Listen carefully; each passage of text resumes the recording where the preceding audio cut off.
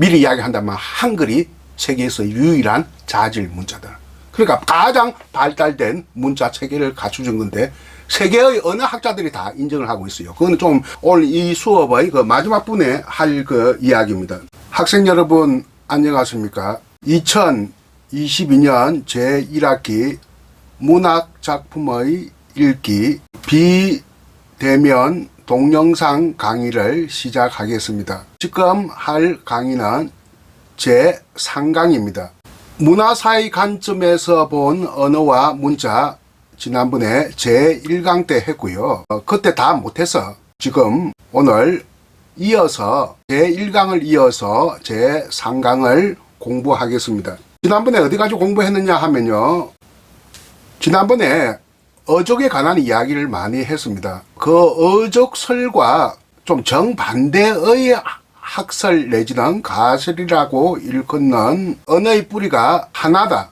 프로토랭귀지라고 있어서 원형 언어에서 알려 내려온 하나의 그 뿌리에서 비롯되었다라고 하는 학설이 노스트라티카 가설이라고 했는데 이것은 구소론 학자들이 제기되었습니다. 근데 사실은 전 세계적으로 인정은 안 해주고 있습니다. 그렇지만 한번 더듬어 보자는 의미에서 그거까지 이야기했습니다. 노스트라티카, 라틴어로 하면 우리의 말, 그러니까 인류의 말, 뭐 그런 뜻인데요. 거기에부터 지금 오늘 강의를 시작할까 합니다.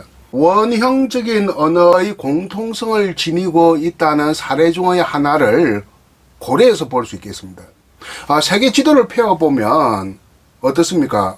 원형, 그러니까 구형이 아니라 평면으로 되어 있지 않습니까? 세계 지도가. 이것을 구형으로 만든다면 위로 올라가면 올라갈수록 북극에 가까우면 가까울수록 이렇게 좁아지겠죠. 이렇게 둥글게. 그러니까 북유럽 북쪽 지역과 이 동아시아 북쪽 지역은 지금 어디냐 하면 소련의 그 동쪽 바다가 말입니다. 그다지 않아요.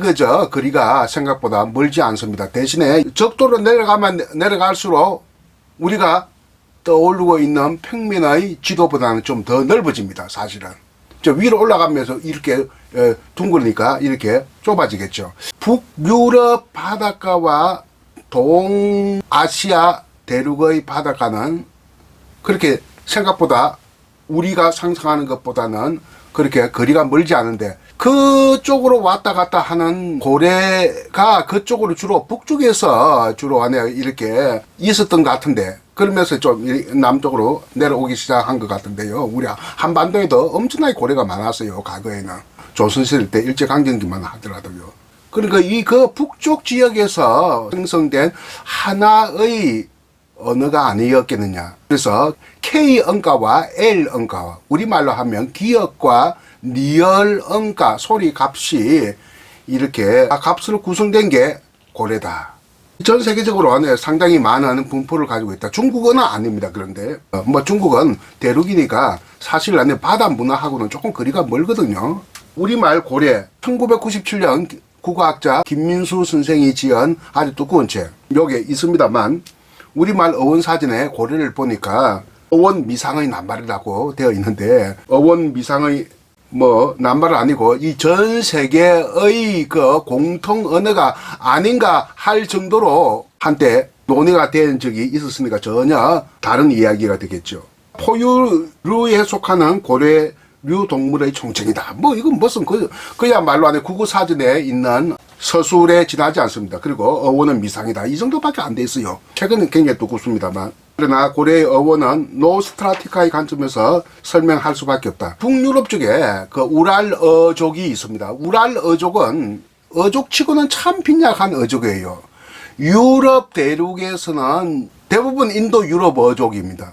유럽에서 인도 유럽어가 아닌 언어가 있다 하면 우랄어하고 아주 소수 언어 몇 가지 있을 겁니다. 그러니까 인도에서는 인도 유럽어가 95% 되고 우랄어가 5% 되지만 전 세계 그러니까 인도까지 포함을 시키면 인도가 무리 안에 그 인구가 14억 아닙니까? 14억 가까이 돼 가거든요.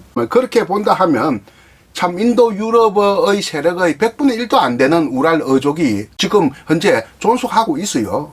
북유럽 그 핀란드 쪽에요. 우랄어에서 시작을 된 것으로 이렇게 추정이 됩니다.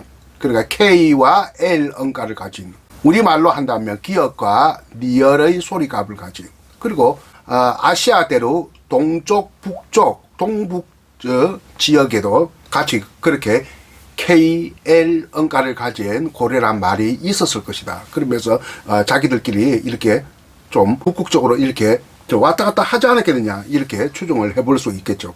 굉장히 오래된 이야기입니다. 우랄어에 콜레, 구올레, 코알리, 칼라 이런 낱말들이 있대요. 그거 다 고래를 뜻하는 말입니다. 공통점이 뭡니까? K일 언가와 L 언가다.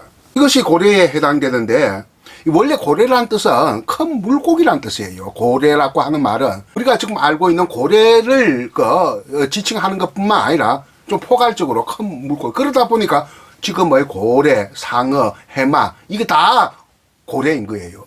그래서 지금은 거의 안 쓰는 과거의 그 언어들, 아베스타어는 코마라고 하고, 에벤키는 알타이 어족에 속합니다만 사실은 사멸된 언어입니다.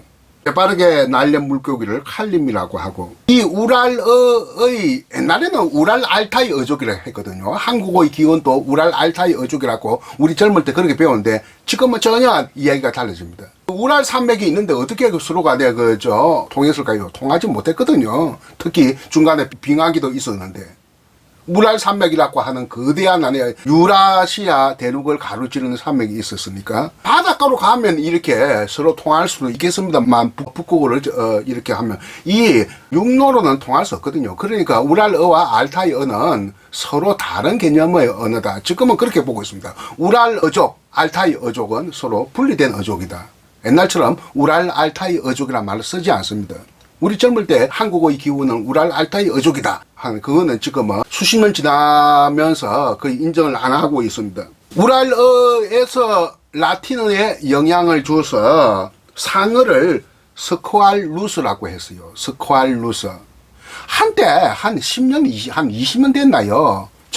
심해에 나는 그 상어가 물고기에서 가장 오래 생존을 했습니다. 5억 이상입니다.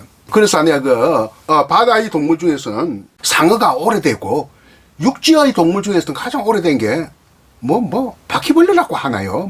그런 이야기가 있습니다.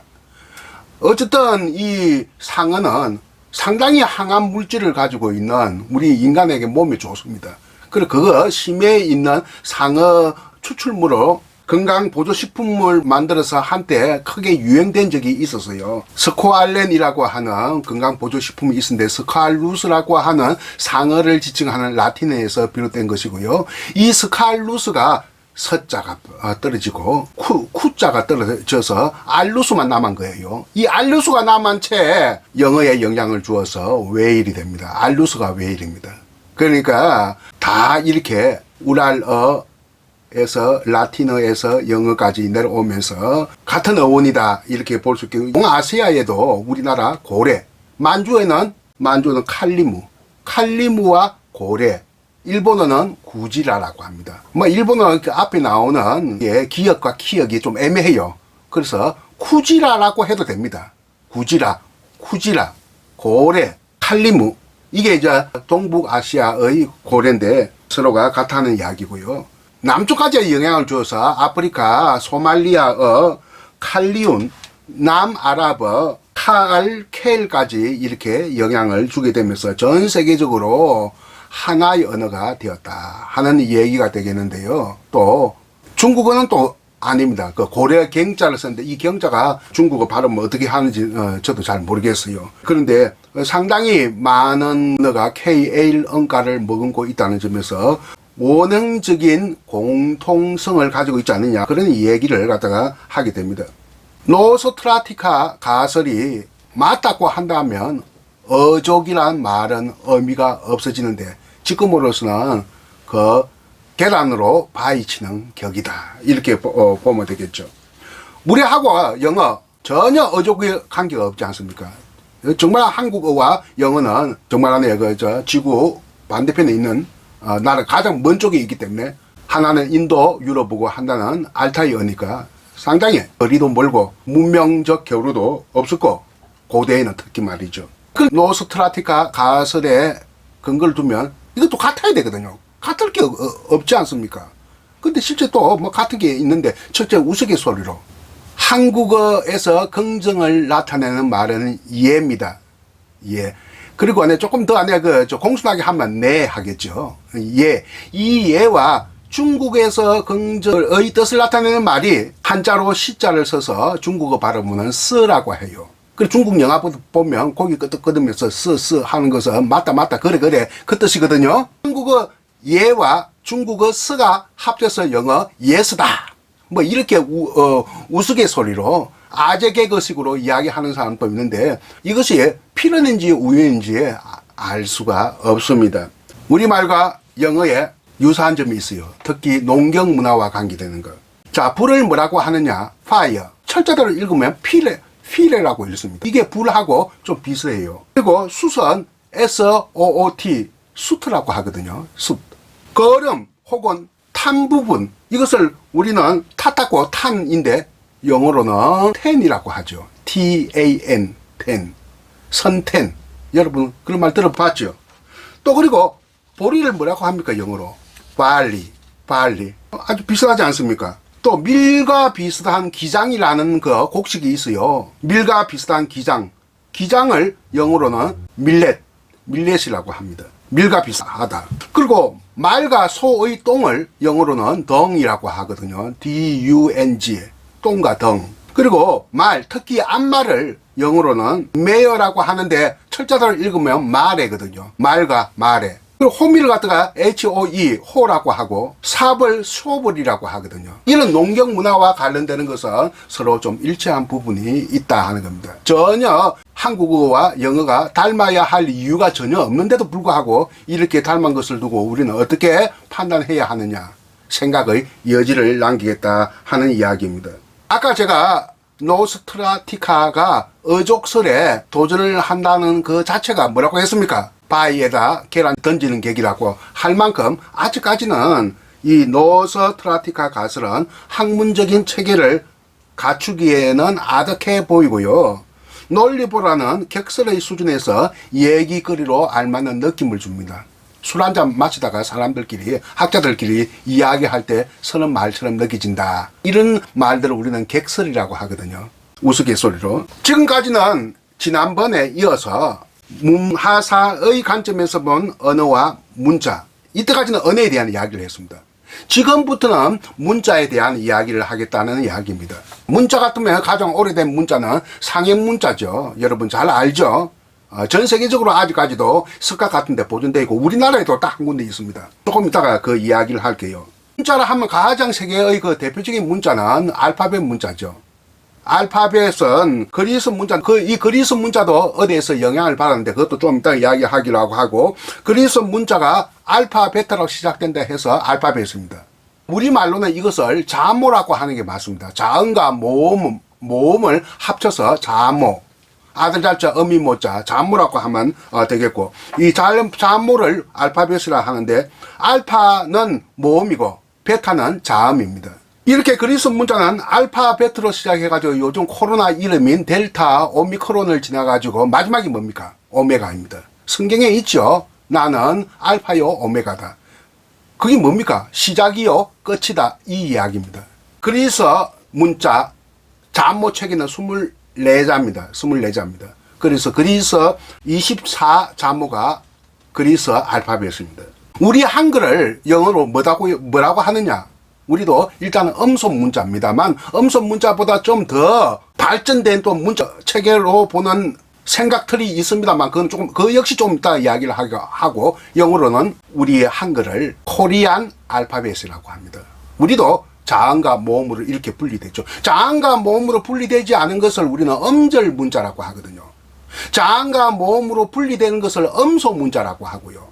자음과 모음으로, 그러니까 하나의 음성이 하나의 기호와 서로 대응되는 체계를, 이건 자모 체계가 아니죠. 이것을 음절 문자인데 대표적인 음절 문자가 한자고 일본 가나입니다. 히라가나 가타카나 할 때 일본 문자 가나가 한자에서 빌려왔단 말입니다. 그 생김새를, 생성 원리를. 그러니까 한자와 가나는 음절 문자고, 옛날에는 음절 문자가 아주 많았습니다. 저 서양에서도 외국에서도. 이제 그게 발전하다 보니까 알파벳이 되는 거죠. 자음과 모음으로 분리될 수 있는 글자가 만들어진 것이죠. 이게 음소 문자인데, 음절 문자에서 음소 문자로 발전했다. 상행 문자에서 음절 문자에서 음소 문자로. 또 하나가 자질 문자인데, 그거는 조금 이따가 이야기하는데, 미리 이야기한다면 한글이 세계에서 유일한 자질 문자다. 그러니까 가장 발달된 문자 체계를 갖춰준 건데, 세계의 어느 학자들이 다 인정을 하고 있어요. 그건 좀 오늘 이 수업의 그 마지막 분에 할 그 이야기입니다. 에게해의 그 크레타 섬이 지난번에 그 이야기 했을 거예요. 언어 자체가 그리스어가 아나톨리아 지방, 지금의 그 터키 그 반도, 거대한 터키 반도에서 세로로 섬을 거쳐서 그리스 반도로 간 거와 저 위쪽으로 육로를 통해 가지고 이렇게 그 물 안에 그 흑해 있는 부분은 아주 거의 지로를 보면 붙는 둥 마는 둥 하는 그 바다를 건넵니다만 사실상 육로에 가깝습니다. 그 북쪽 육로로 통하는 이 두 가지 안에 그 전파 경로가 있는데, 이것이 농경 문화를 처음으로 그 아나톨리아 지방, 지금 그 당시에 소아시아라고 했습니다. 그리스 반도로, 아나톨리아 반도에서 그리스 반도로 이렇게 농경 문화와 함께 언어가 전해지는데요. 그것을 우리는 또 제가 그때 이야기했습니다. 와인 로드라고. 와인이 아니라 그 유럽으로 전파된 두 가지 경로다. 남쪽으로 해로, 북쪽으로 육로를 통해서요.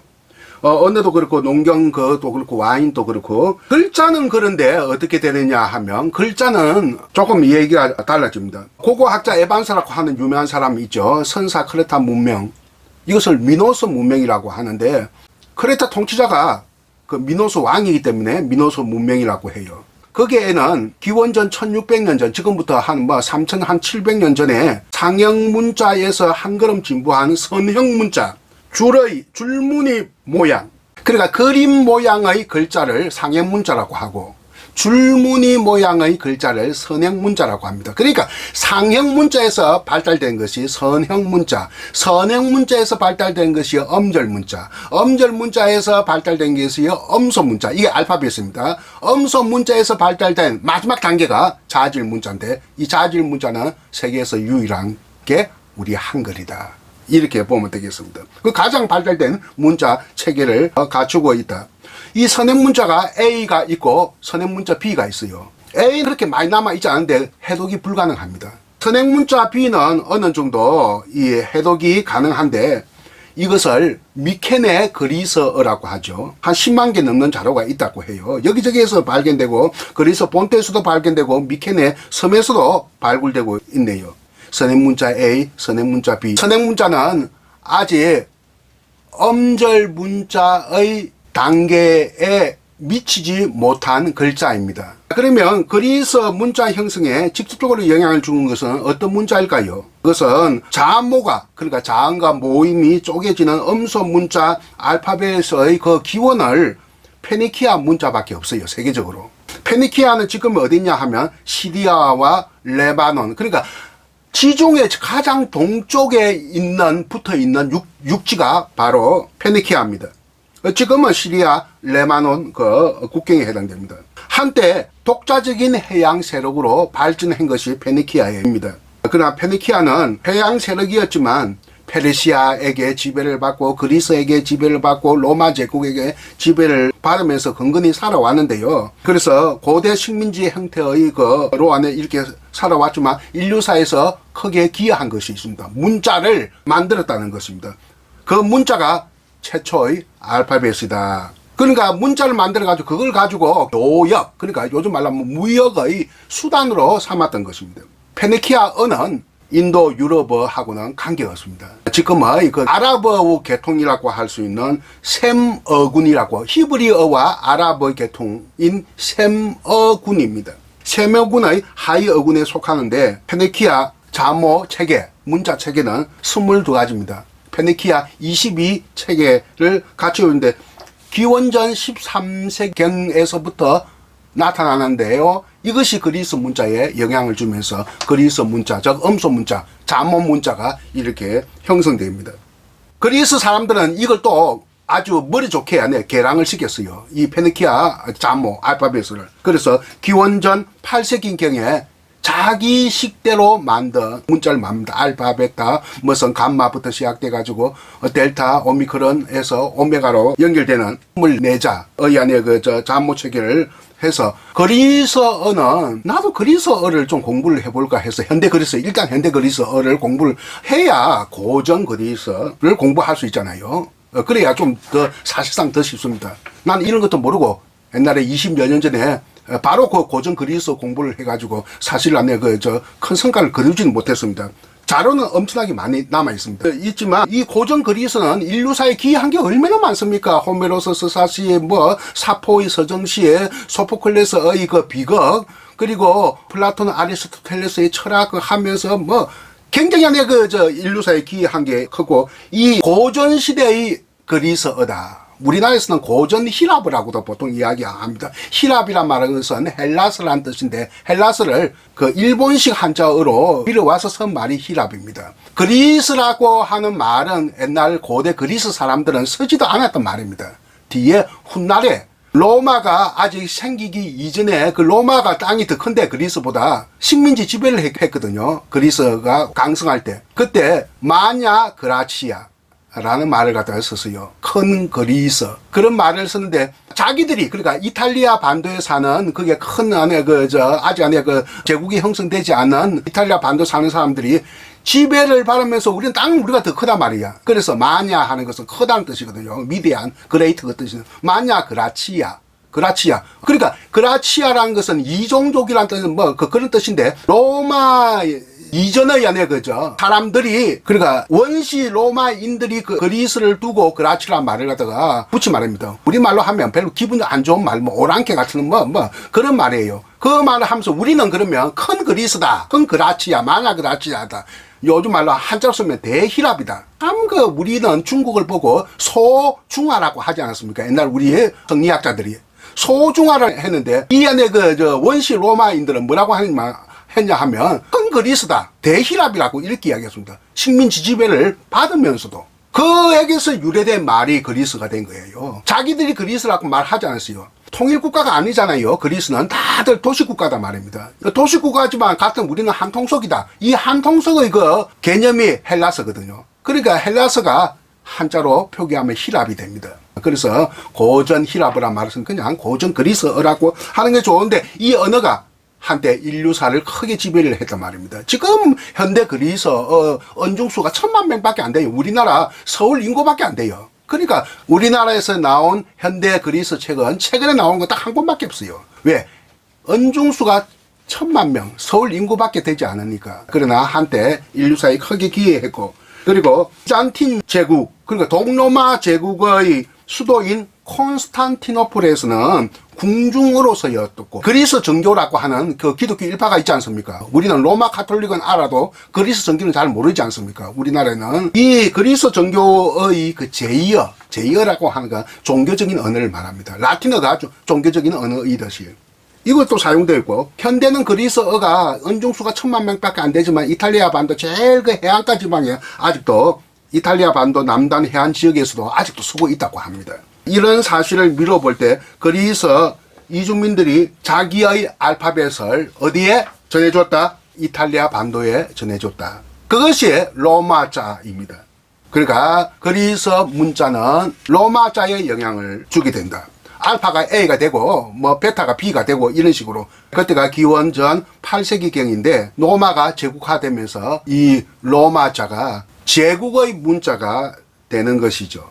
그래서 이것이 지금 오늘날 영어, 독어, 프랑스어, 이렇게 다 이렇게 되고 있는데, 영자신문, 그런 말을 쓰면 안 됩니다. 영어신문이라 해야지. 영자가 어디 있어요? 영자는 존재하지 않아요. 로마자입니다.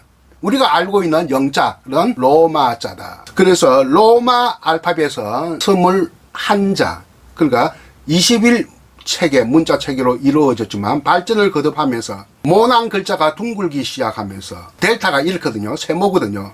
델타가 이렇게 바뀌고 또 D로 바뀌고 필기처럼 둥그러지고, 식마가 우리 수학 시간에 시그마라고 하는데 시그마라고 해야 돼요. 이게 S로 이렇게 뻣뻣한 게 이렇게 둥그러져 가면서 발전을 하게 됩니다. 그래서 영어 로마자는 26자로 이렇게 확정되게 이르렀습니다.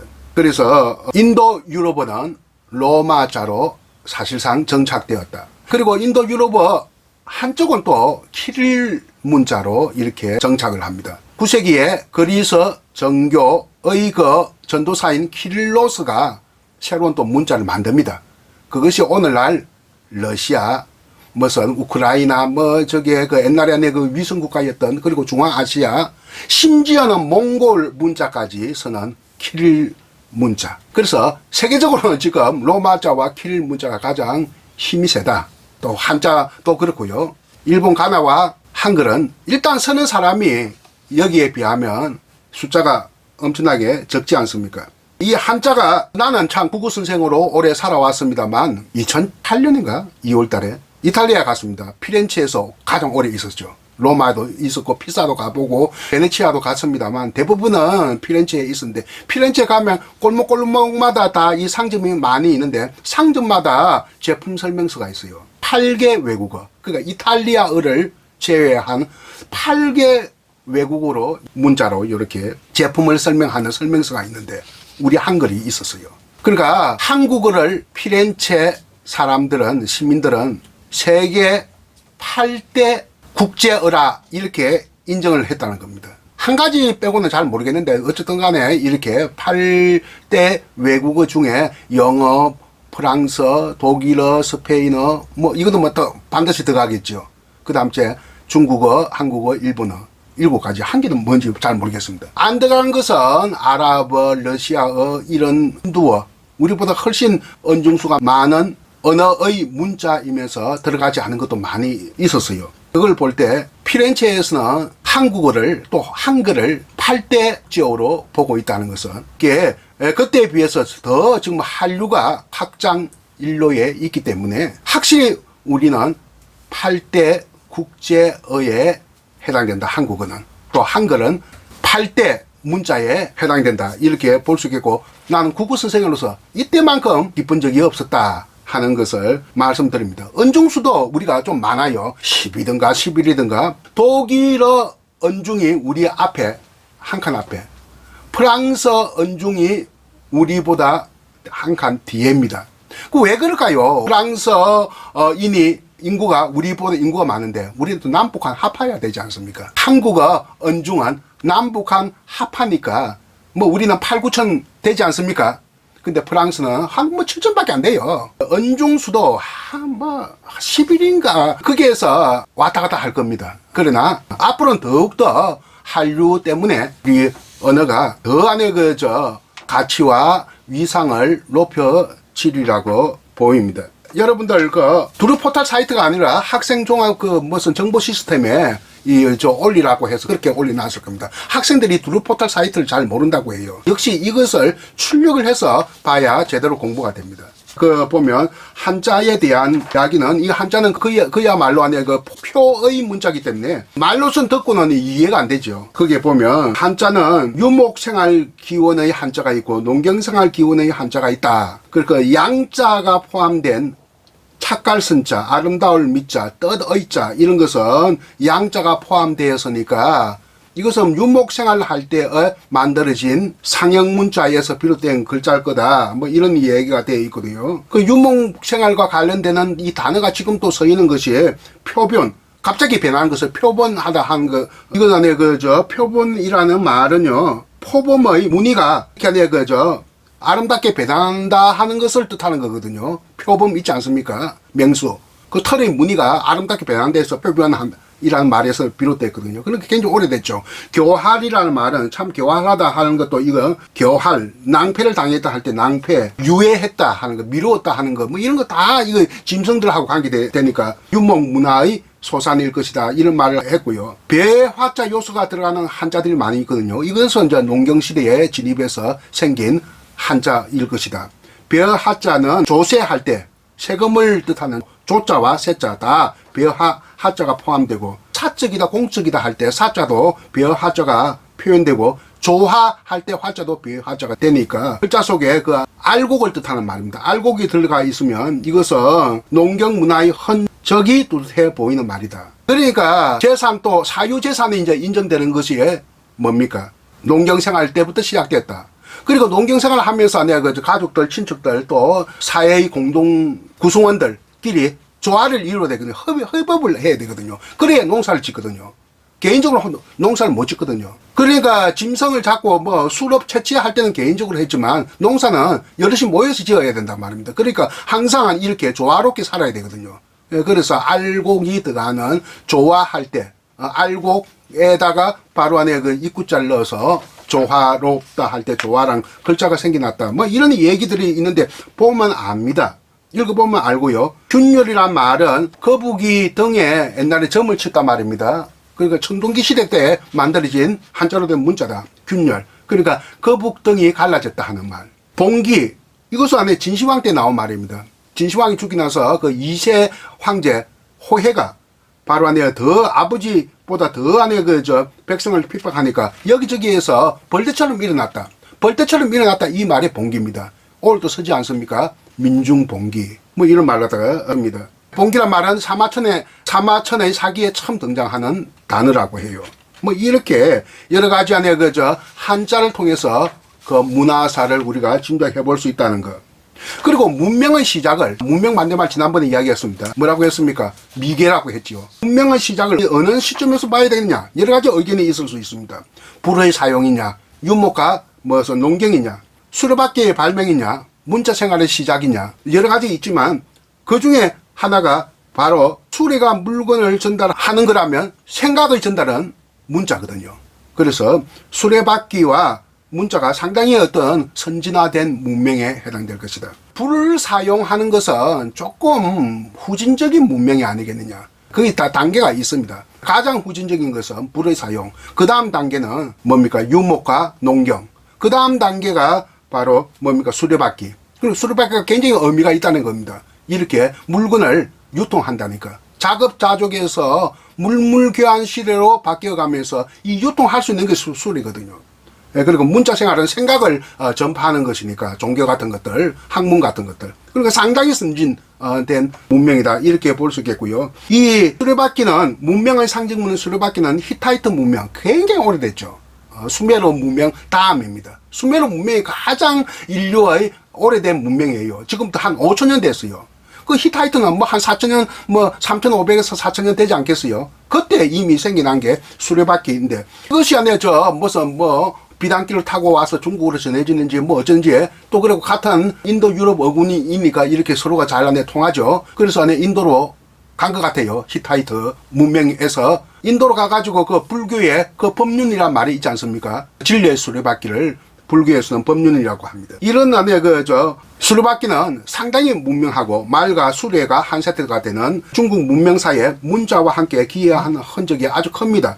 그것을 좀 살펴보면 이런 말이 있어요. 삼국지, 여러분 삼국지 읽어봤습니까? 삼국지에 보면 그게 조조와 대항하기 위해서 동호와 촉한, 그러니까 동쪽과 서쪽의 그러니까 송견의 누이와 여동생과 누나든가 어쨌든 간에 이 정략결혼을 하는데 옛날에는 부인도 한 명만 있는 게 아니고 부인이 2명, 3명 이렇게 복수로 정실 부인인데도 이렇게 두었던 모양이죠. 그 시대만 하더라도. 송견의 누이와 정략결혼을 할 무렵이었는데 그때 주선하는 사람이 그 주유하고 제갈공명인데 제갈공명이 송견을 만났어요. 만나면서 제갈공명이 이런 이야기를 합니다. 남선북마라고 해요. 양쯔강, 장강의 그 수군이 강했거든요. 동호는. 그러니까 오나라의 수군과 우리의 유비군대의 육군이 합치면, 육군은 주로 기병이잖아요. 그래서 남선북마 합종을 하면 바로 안에 조조를 충분히 이길 수 있다. 우리가 서로 힘을 합치면 이길 수 있다. 이런 말을 했는데 그 말귀를 못 알아들어요. 송군은. 어쨌든 간에 그 같이 합쳐서 이긴 게 바로 안에 적백대전입니다. 그러니까 세 나라가 팽팽해졌죠. 처음에는 조조가 압도적으로 강했습니다. 그러니까 이 힘약한 2등과 3등이 힘을 합치니까 1등이 패배한 거죠. 그러니까 세 나라가 정립이 되는 겁니다. 정립되었다 하는 것은 소따리 정자거든요. 소따리가 옛날에 세 개로 되어 있거든요. 그래서 삼국이 정립이 되었다. 소따리 정자. 근데 후대에는 이 말을 남선 북마를 무슨 저 수군과 육군의 이 합종 연행 이런 뜻이 아니에요. 어떻게 쓰느냐 하면 남쪽에는 선운으로, 그러니까 배로 유통하는 선운업, 선운, 북쪽에는 짐술의 마차가 유통의 최적 수단이다 하는 말로 이렇게 쓰이게 됩니다. 그래서 남선북마 하는 것은 중국의 남쪽 지방은 선운, 배로 운반하는 것. 북쪽에는 길이 잘 닦여져 있어 가지고 짐수레로 끌고 가는 것. 그래서 한자에 보면 짐수레는 안에 끌고 갈 때 보통 사람을 안에 태우고 갈 때는 한 필을 말입니다. 그 짐수레는 보통 두 필, 세 필, 네 필 이 세 가지 종류가 있어요. 그래서 수레 끄는 말이 두 필이면 변이라고 하고 세 필이면 참, 네 필이면 사라고 이렇게 한자가 딱 정해져 있습니다. 다 앞에 말맞자가 적혀져 있습니다. 사마난추란 말이 있어요. 중국 고사성어 중에 말이 입 밖을 나가면 사두마차, 사두마차도 따라 답지 못한다. 우리 속담으로 하면 발 없는 말이 천리 간다 그 말입니다. 그게 사마난추인데 사마가 네 필의 말이 끄는 수레라는 뜻입니다. 예, 그리고 가장 그러니까 네 필이니까 속력이 빠르다는 말이죠. 그리고 안에 수레를 끈다, 수레를 몬다 하는 한자 표현이 또 한 너댓 가지가 있어요. 그 중에서 이제 구자가 있고 치자가 있고 가자가 있고 사자가 있는데 한자로 다 말맞자가 있습니다. 치가 진시황이 건설한 전용 도로가 전용 도로. 일반 백성들이 못 다니는. 그러니까 굉장히 안에 폭이 넓습니다. 너비 50걸음의 길인데 요즘 말하면 고속도로입니다. 이것을 건설했거든요. 원래 이 독자자들이 안에 그걸 잘합니다. 토문곡사를 많이 합니다. 만리장성 찾고 이렇게 안에 진시황이니까 치도를 만들었어요. 폭이 50걸음, 50보, 폭이 50보, 50걸음에 해당되는 국가 전용 도로가 바로 치도인데요. 치도는 진시황이 건설했습니다. 운전이라는 말 있지 않습니까? 우리 운전면허를 딴다 할 때. 이 운전이라는 말은 중국에서 안 썼던 말 같아요. 한 100년 전에, 100년 좀 더 됐겠네요. 19세기 말에 일본인들이 만든 한자어 같습니다. 내가 일본에 있을 때 택시 기사나 버스 기사를 사람들이 뭐라고 하느냐 하면 우리는 기사님이라고 하는데 그 말 안 써요. 일본에서는. 운텐슈상, 운준수님 이렇게 하는 게 가장 높은 말이라고 합니다. 그런데 중국에는 이 운전이라는 말이 없는 것 같아요. 운전면허 이런 말 안 쓰고 아까 이야기했듯이 구치 가사가 있는데 이 세 번째 네 번째 가사를 합해서 가사 말을 몬다는 뜻이죠.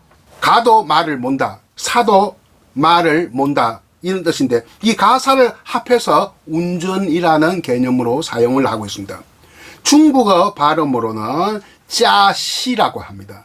그러니까 말과 전혀 관계가 없어도 버스 운전을 하든 택시 운전을 하든 비행기를 운항하든 운항이라고 해야 되겠습니까? 운행 혹 비행기를 운행하든 혹은 운항하든 다 이것을 우리는 운전의 개념이지만 중국 사람들은 가사, 말을 몰 가짜, 말을 몰 사자입니다. 중국어로는 짜시라고 하는데 이 말과 전혀 관계가 없는 거. 그러니까 2000년 전에 언어를 지금도 쓰고 있으니까 언어의 보수성이 얼마나 끈질긴가 하는 것을 알 수가 있겠죠. 중국에서는 기차라고 하지 않습니다. 중국에서는 버스를 기차라고 하고 그러면 기차를 뭐라고 하느냐? 불화자, 화차라고 합니다. 옛날에는 막안에 석탄을 해가지고 이렇게 하지 않았습니까? 우리도 초창기에는 화차라고 한 것 같아요. 왜냐하면 우리는 기차를 토박이 말로 불수레, 불화자, 차니까 수레 차자 아닙니까? 그래서 불수레라고 했던 것 같아요. 처음 기차가 생겼을 때. 이용학의 시 전라도 가시네에 보면 이 불수레를 불술기라고 표현되어 있는데 불솔기 구름 속을 달리는 양 유리창이 흐리더냐 이런 표현이 있습니다. 이 불술기가 바로 기차입니다. 그러니까 전기기관차입니다. 불수레라는 뜻이죠. 북간도행 전기기관차를 이렇게 불술기라고 했는데 이 불술기가 불수레, 중국말로 화차. 꼭 알아두세요. 버스를 기차, 기차를 화차 이렇게 이야기한다. 한자를 보면 그 문명의 역사를 우리가 알 수 있는데 좀 최근의 것을 한 가지만 이야기해 봅시다. 그게 바로 짬뽕입니다. 짬뽕. 짬뽕 이전에 베트남만의 음식부터 먼저 이야기할까요? 베트남 살국수 여러분이 굉장히 좋아하지 않습니까? 그 베트남 살국수를 PHO로 이렇게 로마자로 씁니다. 퍼라고 해요. 이것은 그때까지만 해도 요 베트남인들이 쇠고기를 먹지 않았어요. 그래서 프랑스 군인들이 그 베트남 북부지방 하노이 중심의 북부지방을 지배하고 점령하면서 식민지화할 때 소고기 요리법을 가르쳐 줍니다. 이런 맛있는 걸 왜 너희들 안 먹니 하면서. 베트남에서 새고 생긴 게 뭡니까? 더운 지방이니까 쌀이잖아요. 베트남은 한자어로는 안남이라고 했어요. 우리도 옛날에 가난했을 때 이승만 대통령이나 박정희 대통령 초기에 쌀이 없으니까 보릿고기에 베트남 쌀을 가지고 왔죠. 이것이 안남미라고 합니다. 풀풀 날리는 거 참 우리 입맛에 맞지 않습니다. 쌀 종류는 두 가지가 있어요. 남방미와 북방미. 북방미는 찰기가 있고 남방미는 가벼워서 바람에 날릴 수도 있는, 이것을 정식 용어로는 남방미를 인도에서 시작됐대서 인디카라고 하고, 북방미는 사실은 그 중국에서 시작됐지만 제일 마지막에 그 개량을 한 데가 일본이거든요. 일본도 이 배농사가 우리나라에서 넘어갔거든요. 우리나라 가야에서 후쿠오카 큐슈 지방으로 넘어갔거든요. 요시나가라고 하는데 넘어갔습니다. 그 최초의 그 농경, 그러니까 가야인들이 가서 농사 처음 지었던 겁니다. 그런데도 지금 안에 북방미를 뭐라고 하느냐, 자포니카, 일본미라고 합니다. 참 우리한테 배농사 넘어가고 살이라는 것을 했으면 그만큼 일본이 국제적으로 위상이 높다는 이야기죠. 북방미와 남방미. 그러니까 인디카 중에 한 그 종류가 바로 안에 중국 복건성 지방 복건미가 있고 안남미가 있는데, 이 안남미가 워낙 많으니까 그걸 가지고 밀이 안 나니까 살이 많이 나니까 살 가지고 그 맨룰을 만들어 가지고 그 위에 쇠고기를 얹어낸 게 그게 퍼입니다. 그러니까 프랑스와 베트남의 다 문화 융합 음식이라고, 퓨전 음식이라고 할 수 있겠는데요. 이 퍼라는 말이 프랑스의 불, FEU, 영어로 파이어에 해당되는 퍼에서 온 말입니다. 그래서 퍼가 F가 P로 바뀌면서 퍼가 퍼가 된 겁니다.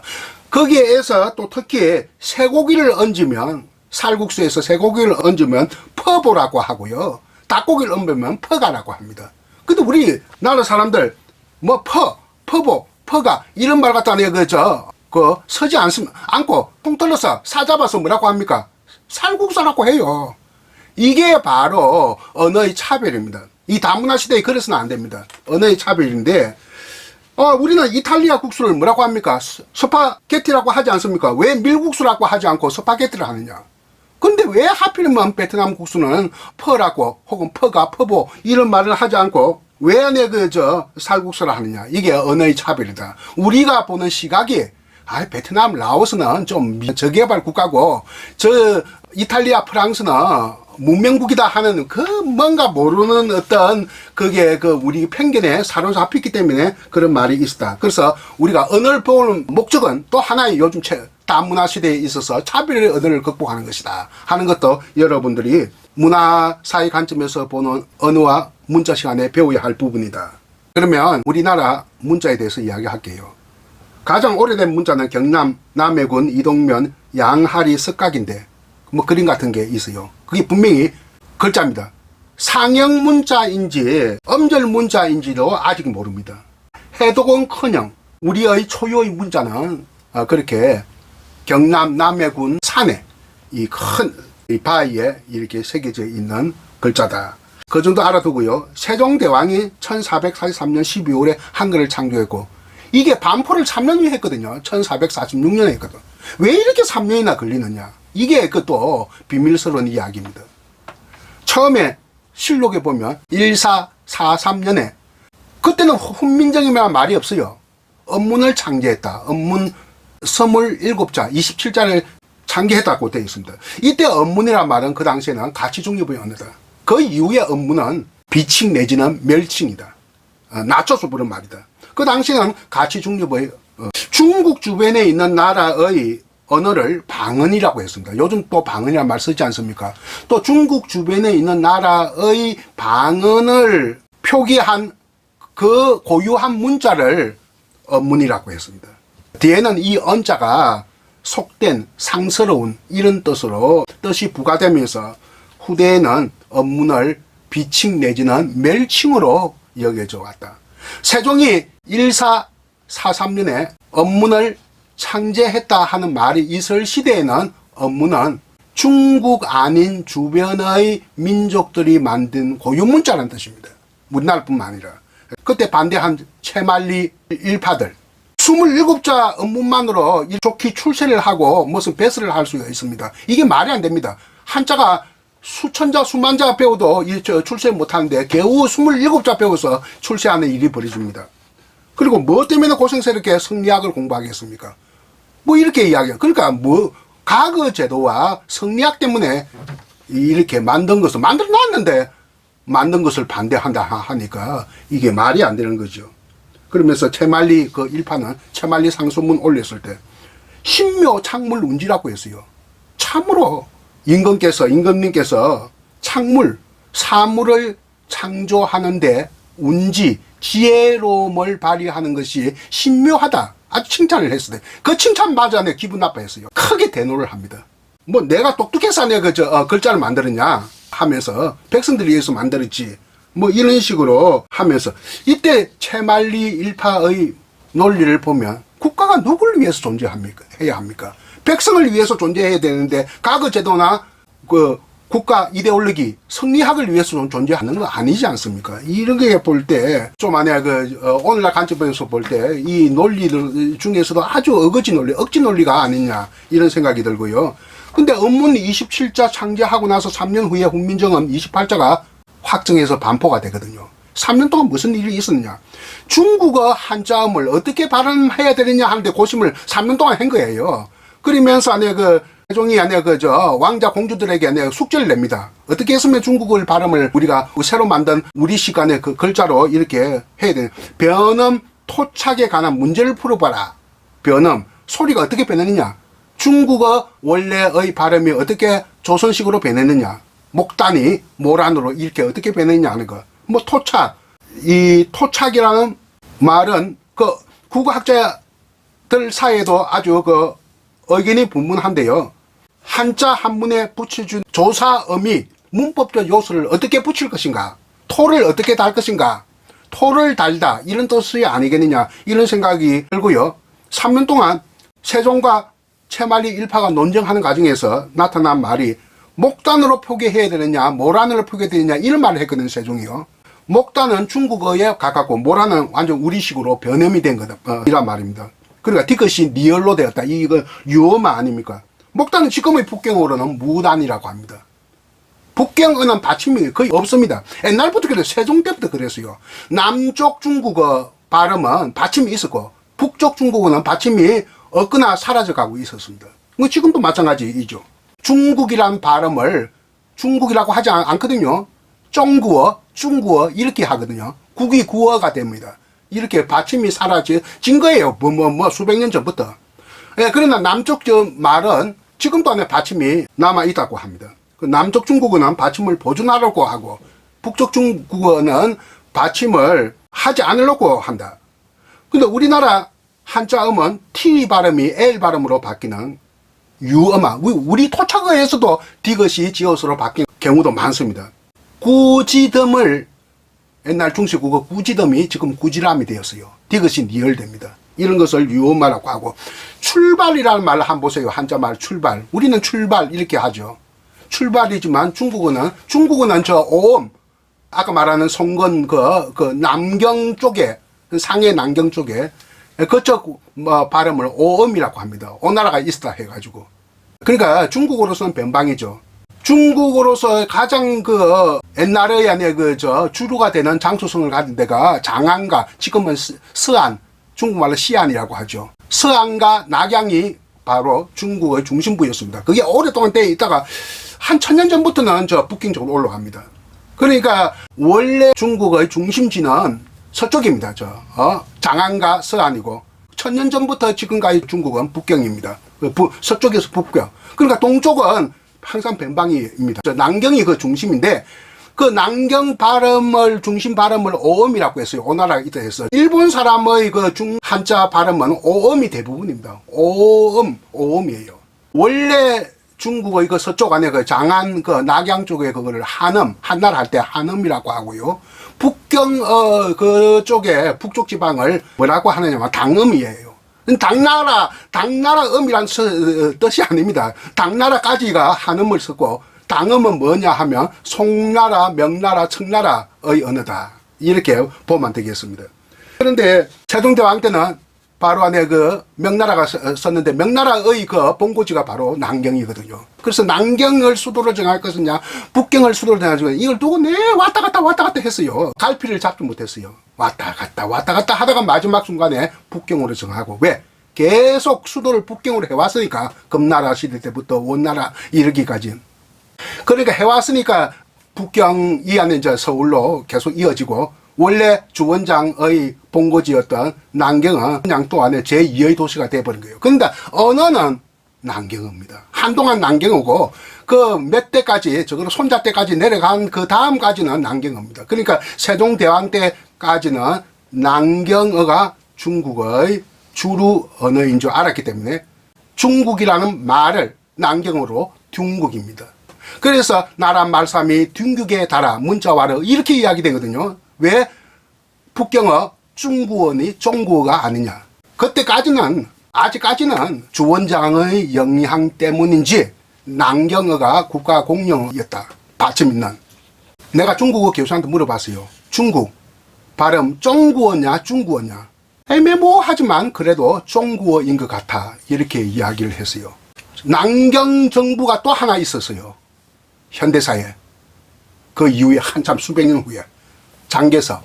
중국말로는 장제서. 장제서 자기. 그러니까 난경도 대단하지 않습니까? 아까 삼국지에 나오는 송건, 주원장, 장개석 다 난경 정부입니다.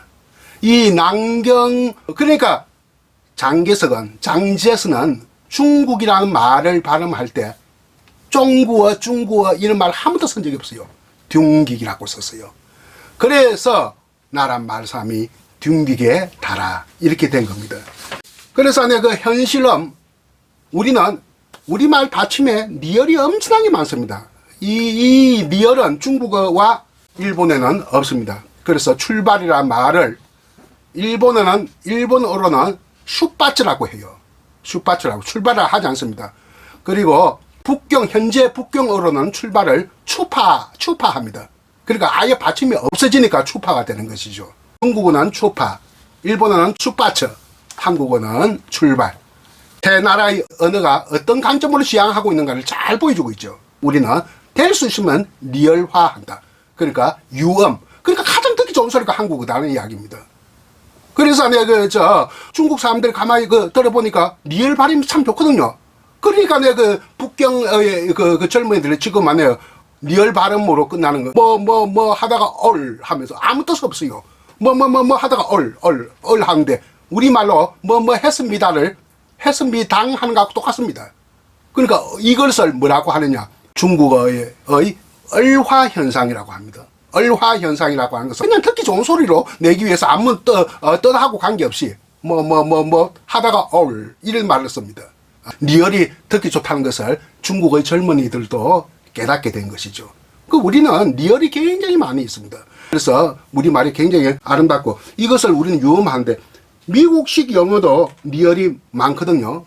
영국식 영어하고 달라서 워터를 갖다가 워터, 웨이트를 웨이터, 배터리를 갖다가 배터리, 또 그리고 아웃렛을 아웃렛 이런 말을 쓰거든요. 이제 이걸 다 T가 L로 변하는 리얼. 한국어의 기본적인 특성이다. 그런데 세종대왕이 그걸 리얼로 이렇게 바뀐 것을 아주 그것이 못마땅하게 생각한 거예요. 우리가 불교할 때 불자가 이게 붓다 할 때 Budda거든요. 붓다가.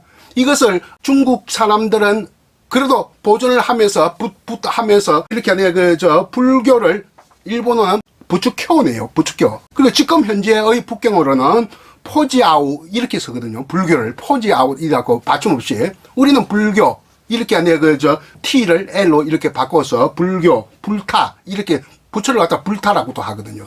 이렇게 쓰는데 세종대왕은 이게 못 참았던 거예요. 불로 하면 안 된다. 리얼로 하면 안 된다. 해서 불이라고 뿔하고 리얼에다가 리형을 붙인 거예요. 그러니까 발음은 뭐라고 해라? 붓이라고 해라. 붓. 받침 디귿이나 디귿으로 해라. 해서 니얼을 다시 복원시키라. 바른 소리로.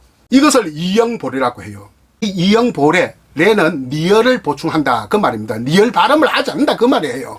이런 그 식으로 하는 것을 동국정운식 발음인데 3년 동안 이걸 나는 연구를 한 거예요. 중국 원음에 복귀하려는, 되돌아가려는 이 연구를 하게 되면서 원래 발음대로 바른 소리를 내야 된다. 그래서 훈민정음이에요.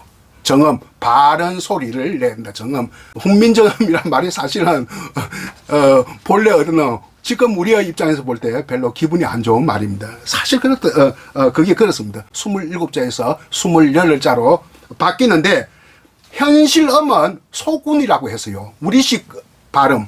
소군. 그런데 이제 이런 것을 동국정문식 표기법이라고 하는데 동국정문식 표기법은 오래 못 갔습니다. 28년 후에 나온 책에 의하면 우리식, 즉 소군으로 우리식 표기로 또 바뀌었고 16세기가 되면 완전히 사라집니다. 동국정문식. 이게 뿔을 갖다가 불교할 때 불 이렇게 발음하지 않고 그래도 불 이렇게 발음을 하게 되기 때문에 세종대왕이 실패한 처음이자 마지막 유일한 어문 정책이 동국정운식. 그러니까 오렌지를 아렌지로 해야 된다 하는 식으로 되돌아가자 해가지고 이명박 대통령 그 인수위원회 오렌지 아렌지 이런 말을 갖다가 써서 웃음거리가 되듯이 아렌지라 쓰자 하는 것이 바로 동국정운식입니다.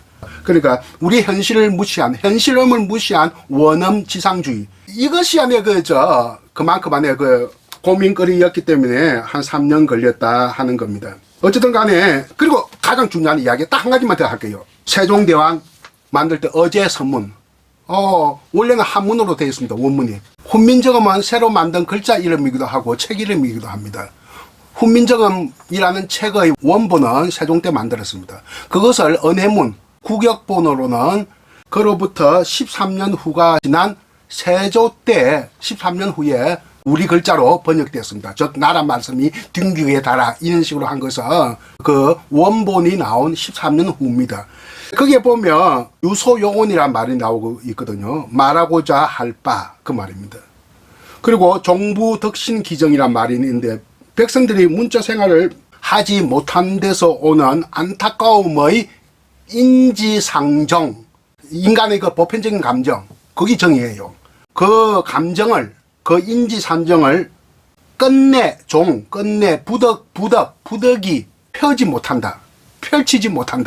뭐 이런 것을 어떻게 은혜문, 저 국영문에서는 어떻게 바꾸느냐 하면 어린 백성이 미루고자 할 바 있어도 말하고자 할 바 있어도 그 뜻을 실어 패디 못할 놈이 아니라 이런 식으로 표현되어 있거든요. 누구나 할 것 없이 이 언을 두고 말하다고 이렇게 번역합니다. 그렇지 않습니까? 옥편 찾아봐도, 그러니까 자전을 봐도 다 말하다라고 되어 있습니다. 이러다. 근데 가만히 생각해봐요. 세종이 백성들이 말을 못해서 글자 만들었습니까? 백성들이 글을 모르기 때문이니까, 즉 한문을 모르기 때문에 백성들을 위한 새로운 글자를 만들었거든요. 그것이 한글이거든요. 그러니까 백성들이 말을 못해서 한글을 만든 게 아니잖아요. 그런데 왜 말하고자 할 바가 이것이 틀린 번역이라는 이야기인데 우리 국어학생학들 아무도 이것을 지적한 사람이 없고 최근에 한글학자 김선홍 씨의 책에도 그런 말이 없고 놀랍게도 일본인 학자 노마 히데키의 한글의 탄생이란 책 한 10년 전에 서여진 책인데 대단한 책이죠. 한글을 훈민정음을 에크리티르의 혁명이라고도 했으면서 에크리티르가 뭡니까? 프랑스 말로 글쓰기입니다. 글쓰기의 혁명이라고 평가했으면서도 이런 지적이 없어요. 말하고자 할 바가 있어도 다들 그렇게 생각한 거예요. 이거는 말하고자가 아니에요. 글 쓰고자 할 바가 있어도 해야 되는 겁니다. 그러니까 언이라는 말은 말하다가 아니라 엄표하다. 글자로 엄표하다. 언어가 어디에요? 말만 언어입니까?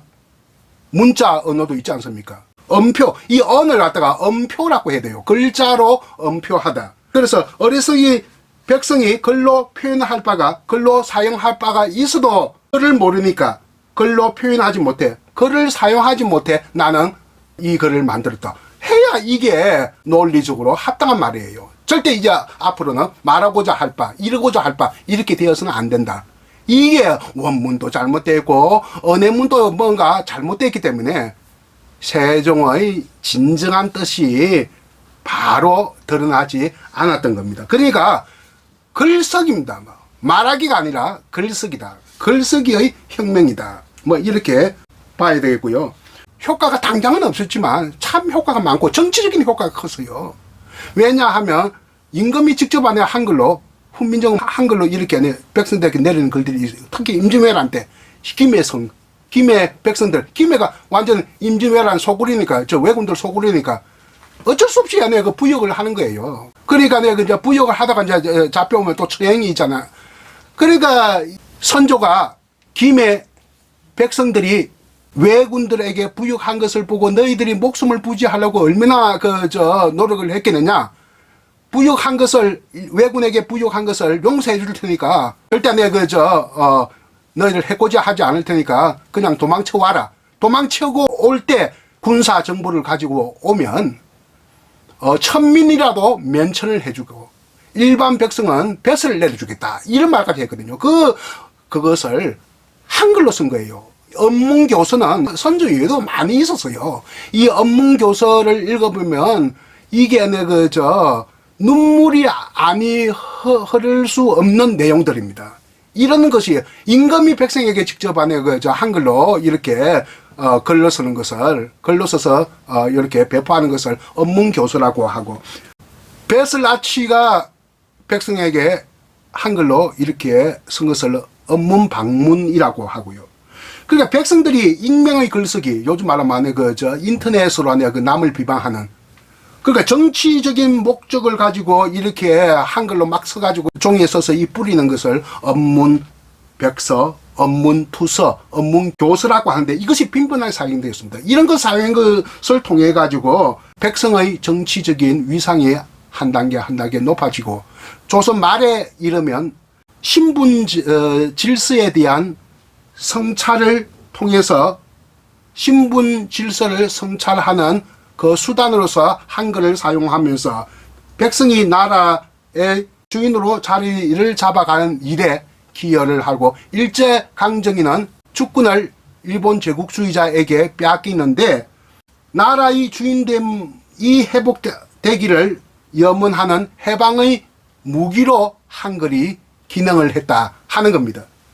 이런 것들이 긴 역사적 과정을 겪어오면서 백성이 주인 되는 과정, 그러니까 요즘 말로 한 민주주의의 이렇게 발달 단계가 한글로 통해서 이루어졌다 하는 것을 우리가 알아야 된다는 겁니다. 한글이란 말은 1912년 경에 주시경 선생이 처음 썼습니다. 그러니까 나라 망하고 2, 3년 후에 만든 말이 한글이다.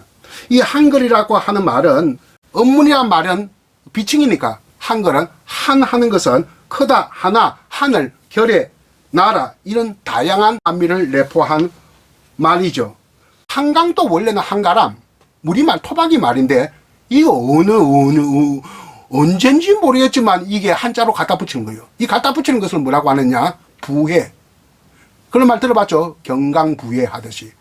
이 갖다 붙인 거예요. 그래서 중국의 나라 이름인 한나라를 갖다 붙인 거야. 한강. 가람은 강이 되고, 한은 참 큰 강이라는 뜻이고 위대한 강이라는 뜻인데, 그리고 우리 민족의 강이라는 뜻인데 이 한이 중국의 한자가 되어버렸어요.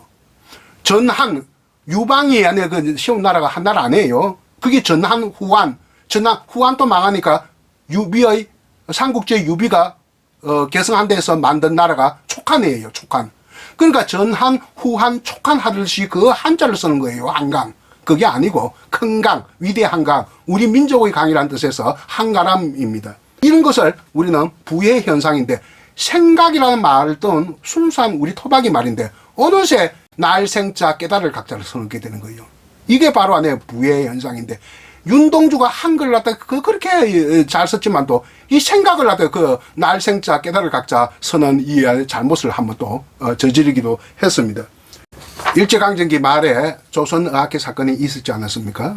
함흥, 영생고등여학교 4학년 여학생 박영희 일기장이 일본 경찰에게 이렇게 포착이 됐습니다.